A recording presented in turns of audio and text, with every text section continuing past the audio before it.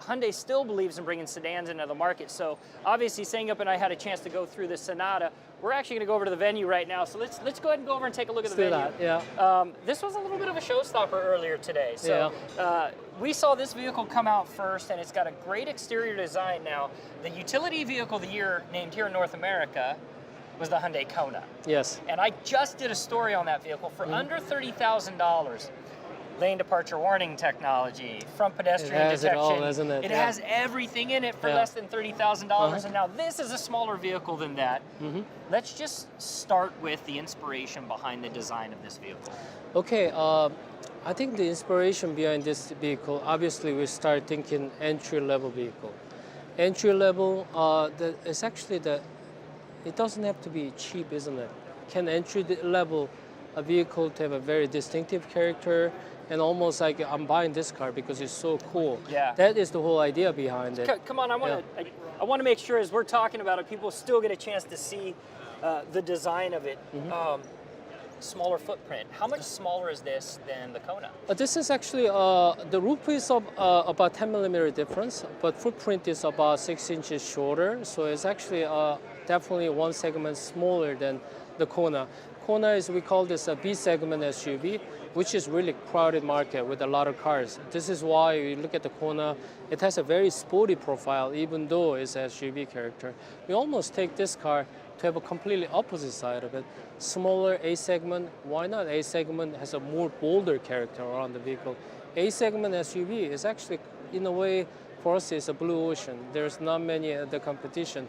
Why not making a statement in this segment? So whole idea is almost like very boxy character with a lot of distinctive the look all the way around the front and side and rear. Right. Yeah. So today we did not talk a lot about what to expect from a performance standpoint on this vehicle. So this is just me. I'm gonna imagine all-wheel drive, a bicycle rack on top, snowboards going to the mountains. I'm not making you say it yet, but I think that down the road, you're going to be hitting a real good spot in the marketplace with this vehicle. That will cool, isn't it? I'm a designer, so I can't really talk about details on the car, obviously, but it kind of makes sense in that way, isn't it? Yeah. And I think this is all about it. It's a really lifestyle-oriented vehicle, and we actually almost like a design feature specifically tailored to our millennial buyer who is looking for their first car. Has a lot of character, technology friendly, the mirroring with the 8-inch screen. So it's all about the millennial, a lot of millennials, they live in the city lifestyle has to suit with this vehicle together. So with the millennial in mind, I just want to do a quick full walk around the vehicle. Come on, you guys, I want you to come with us because I want you to be able to see just the proportions of this vehicle. You can see that on the front, and I love this on camera, we can look at the front of this vehicle and then we can spin to the Hyundai over here and look at the Sonata for a second. You can see the differences in these vehicles. Low profile, wide stance, very aggressive. I can see a performance-inspired vehicle over here that's fun to drive. When I see this, I see outdoor, I see energy, I see urban. Absolutely. LED lights integrated, totally different than you did on the Sonata. So carrying the lines a little bit different between the vehicles. Let's talk about the inside. Yeah, why not? Yeah. Do I get to drive this time, or do you want to drive? Please. I'll drive this time. Come on, you guys, I want to bring you in here. I'll go the other side. Come around. All right, so one thing that really strikes me first with the interior of this is without question the target market, and that is the millennial, somebody that's looking to buy their first car. Now, statistics came out this week that 55% of all new vehicle buyers in the market are still looking at sedans, and 75% of those are actually Generation Z, which are millennials. The interior of this is geared all towards an urban millennial with the touchscreen right in front of you. This, when you look at it, almost like the same philosophy in Sonata over there, it apply over here, which is a very simple clean.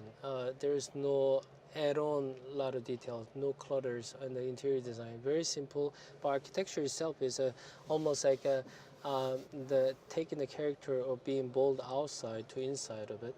And we have a 2-layer of the IP, so it has a lot of kind of like a lightness by adding 2 level of IP.